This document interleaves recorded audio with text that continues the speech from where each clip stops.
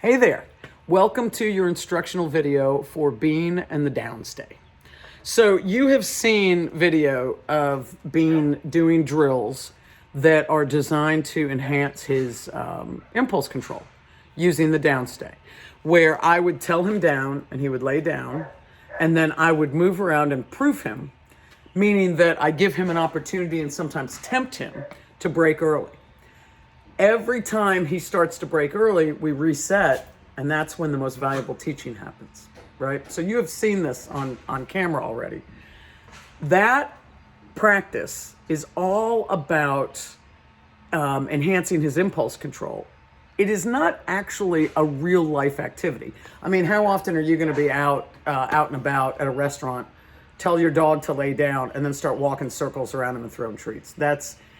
That kind of practice is like being at practice before a game, right? It's not necessarily the real life scenario.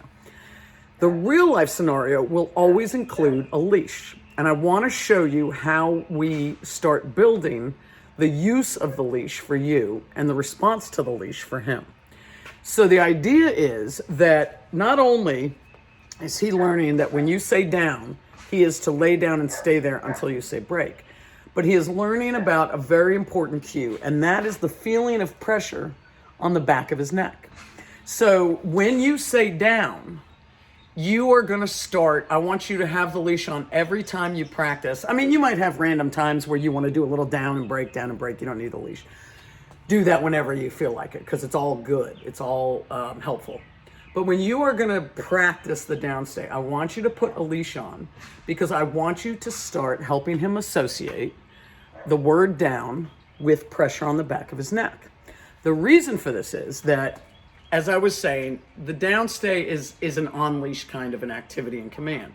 So let's say that you have taken him to Lowe's with you, right? And you're shopping and you want to stop and talk to somebody about mixing paint. Your focus is going to be on this Lowe's person, this Lowe's employee.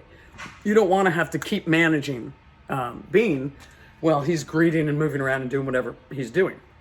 So what you do is you say to him, while I'm busy here, your job is down.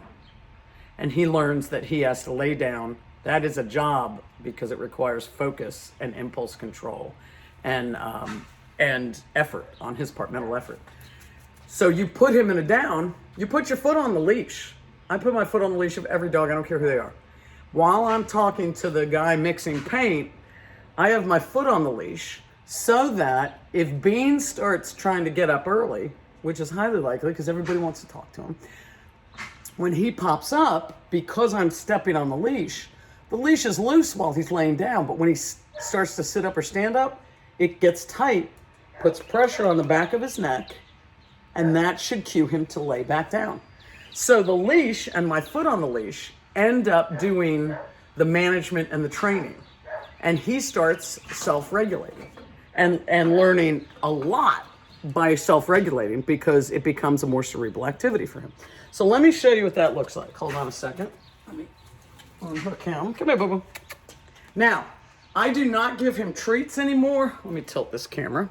I don't give him treats anymore when he lays down, because he knows it so well. We have phased them out. If you want to give him treats initially, feel free, but phase them out as quickly as you feel comfortable. Come here, boo-boo. Now, I'm going to go ahead, even though he's good at laying down, I'm going to start using the leash, and this is what I want you to do. Come here, boo-boo. You drop the leash to the floor. Let me see if I can get this all visible for you.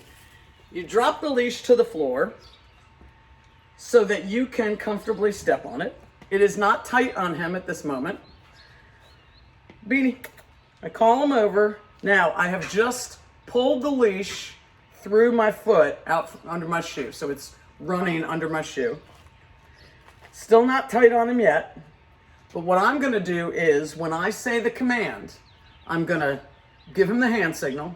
I'm also going to pull the leash this way and make it tighten up on him. Now remember, when we do the downstay, we never tell him to sit before we tell him down. If he's sitting on his own, that's fine. We don't care. So what I'm going to be doing is pulling this way, pulling to make it tighter on him. I'll be lifting my foot so I can pull it through. And I'm going to then put pressure on the back of his neck. So here we go. Ready? Bean. Down. I'm trying to get to a point with him where I can give a hand signal and still stand up and not have to bend all the time. Now, I only say a command twice. You see him hesitating? This is a new feeling to him, this pressure on the back of his neck. So I'm being patient. Boom. Bean. Down. Give him the snap and the point. And now I just tap my toe and I wait. So you're seeing me start with him. This is the beginning of this exercise. So this is all new to him. And I wanted to go ahead and put it on your instructional video because when you start with him, it's going to be new. Yes, good boy. Now, when he lays down, the leash gets loose. If you need to adjust your foot, do that. So he feels no pressure right now, right? As I said, I tell him he's good. I say yes. I might even give him a little pat, but no treats. Now, I keep my foot on there for a sec, just to make sure he's settled. Now I step off, and I do a little proofing. Might even take out, just like with the place command when I was proofing, this is, popped up. I'm resetting him.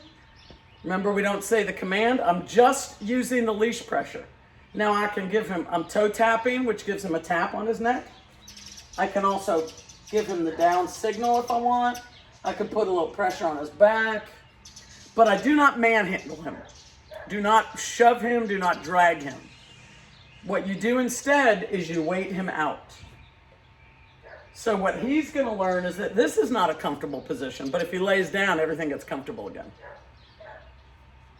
Yes. Nice. So that was a reset. Took my foot off. Now I'm going to I'm going to toss a treat down. Up. Stepped on it. So that treat's about 1.5 feet from him. I don't think you can see it, but. So now I'm repeating the process with a little bit of temptation, of excitement. Very nice. Beautiful. Break. Good boy. Good boy. So that was just a regular old treat. So we do that, right? We do that a couple of times. And now, just like with the place command, we step it up a notch. All right. Putting my foot on the leash. Drop the leash to the ground. Put my foot on the leash. Draw it in a little bit, but it's not tight on him yet. And now, when I say the command, I'm going to make it tight and put pressure on the back of his neck. Bean. Down. That doesn't help much because his nose is on the ground. Bean. Down. And now I wait. Yes, good boy. Good boy.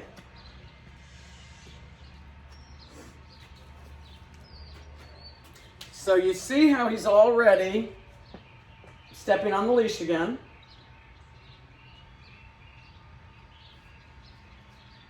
So I can point. Yes, good boy. So the job for us is to figure out what information does he need to understand what we want. And in this instance, he knows this, it goes with the down. So I didn't have to say it again, I just pointed. Other times, he might need a little push on the butt. So he popped up again. Stepping on the leash, give a little toe tap. In order to keep the leash tight, sometimes it's easier to hold it up in my hand, but.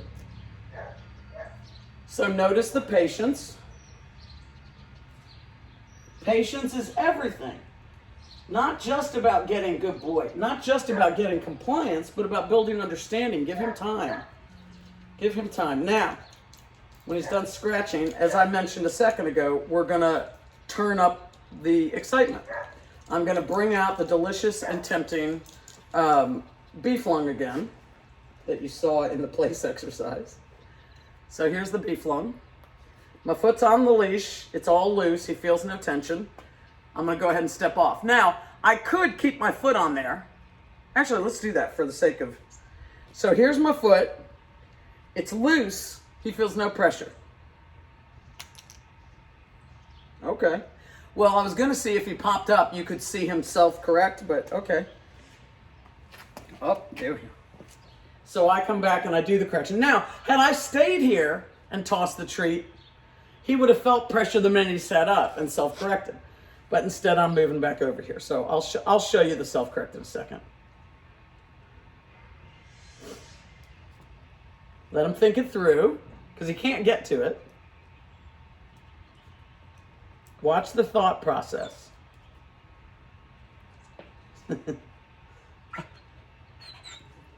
Yes. Now, he's not done trying. But when he laid down, I'm still going to tell him yes. So now he's going to try to undo the leash. I'm going to let him have his feelings. And then I will remind him in a second. Bean. I'm giving him a point. Yes. You see how he's putting these signals together now? Very nice. So I'm going to pick it up. Stepping on the leash.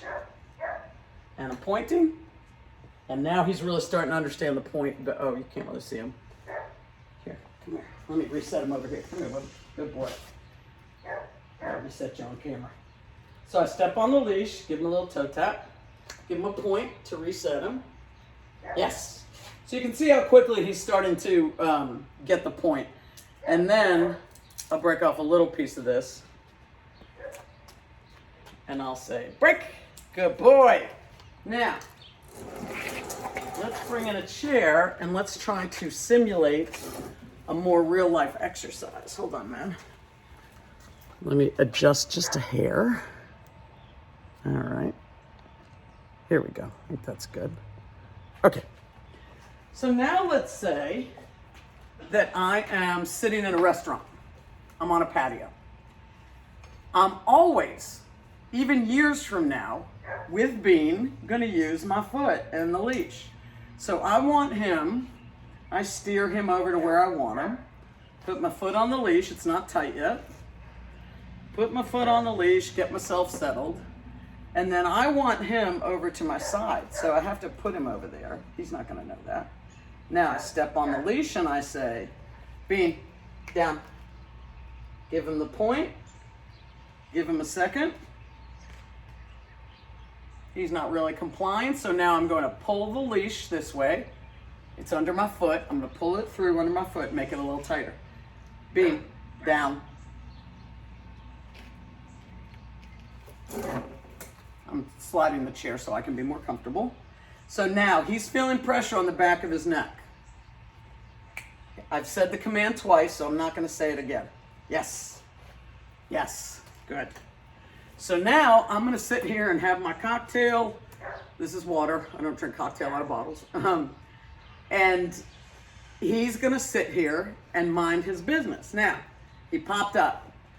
As soon as he popped up, he felt tightness. When he was laying down, he felt no tightness. So watch how he deals with the fact that whenever he pops up, he gets a cue on the back of his neck. Now, I should say, there we go, self-correct. I should say that when he's in a downstate or on the place bed, it is perfectly fine to give him something to chew, an antler or a bully stick or whatever. You obviously don't want to do that if there are a bunch of dogs around, but if he's like at a restaurant, a bunch of humans, perfectly fine to give him something to entertain himself or whatever. In this instance, we're not doing that, but you saw, here we go. So he's, I believe it's ants that have his attention right now. So he got up, he's feeling pressure on the back of his neck. Obviously, he still has a little bit of room to move around. Some people would try to make the leash tighter. I'm not going to do that. He feels pressure on his neck. The fact that he can sort of sway around a little bit, I don't care. Now, give him a point. I might tap him. But I am still going to sit here and have my cocktails and eat my lunch or whatever. And I'm going to let him figure it out. So I can, oh, people going by with a dog on the street. So I'm not in a hurry. Notice I'm not rushing. I can give him a point, or I can just sit here. Bean, I'll say his name anytime.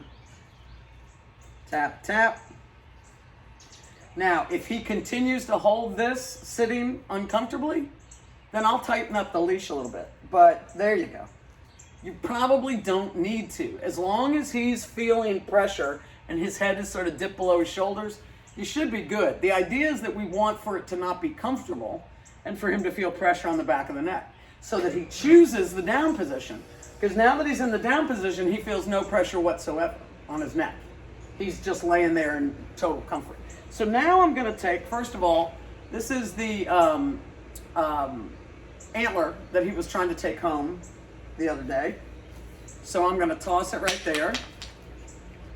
That could be somebody at a nearby table, or your table dropped food, or it could be a kid or a dog going by. So I just kept my foot on the leash. He got up and self-corrected. Now he's going to whine. But you see, he has the ability to stand, but he's got pressure on the back of his neck. So when it's, yes, self-correct. Self-correct, nice. Now, let's see, this is the brass ring. It is a very large, what's called a bully slice. It's the same thing as a bully stick, but it's thinner cut. He loves that antler. So now, if he's barking, I'll give him a correction. But mostly, I'm focused on him laying down, because if he lays down, his brain slows, which should eventually slow the barking. B. Give him a little snap and a point. Giving him a little heel tap so that he's getting the tap on the back of his neck. Yes. Yes. So now he's going to shenanigans while he's laying down. As long as he's laying down, I don't care. Yep, there he goes. Kicking the leg out. As we expected. So I think you can see him right now. He's rolling around. He's like on his back rolling around. Now he's on his side. So he's really playing for sympathy points. Look at him. I need to get him back. Wait, let me see if I can get him back in camera. Come here.